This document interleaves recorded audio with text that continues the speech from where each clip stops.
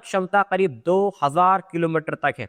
यानी ये पूरे इजराइल के साथ साथ मिडल ईस्ट के कई हिस्सों तक पहुंच सकती है। खुर्रम शहर 4 इजराइल की सबसे बड़ी खासियत उसकी सटीकता और गति मानी जाती है।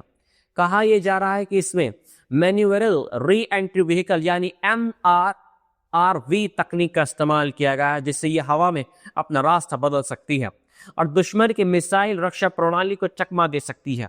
इसके साथ ही इसमें मिड कोर्स गाइडेंस सिस्टम भी है, जो इसे करीब 30 मीटर तक की सटीकता से लक्ष्य पर मार करने की क्षमता रखता है। इस मिसाइल की एक और खासियत इसकी बेहद तेज तैयारी प्रक्रिया है। रिपोर्ट्स के मुताबिक इसे लॉन्च करने में केवल 15 मिनट से भी कम समय लगता है, यानी दुश्मन को प्रतिक्रिया देने का बहुत कम समय मिलता है।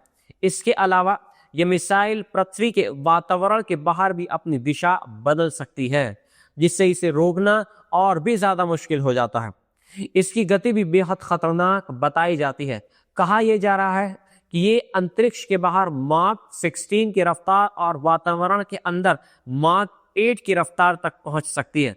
यानी ये केवल 10 से 12 मिनट में अपने लक्ष्य तक पहुंच सकती है।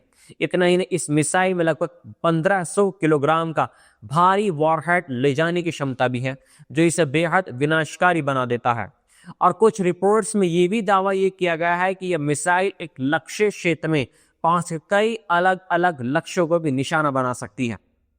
हालांकि इन दावों की स्वतंत्र पुष्टि अभी तक नहीं हुई है, लेकिन अगर ये तकनीक वास्तव में अगर ईरान के पास में मौजूद है तो ये क्षेत्रीय सुरक्षा के लिए बड़ी चुनौती बन सकती है। इसी बीच युद्ध का एक और नया पहलू सामने आया है और वे है कृत्रिम बुद्धिमत्ता यानी आर्टिफिशियल इंटेलिजेंस का इस्तेमाल।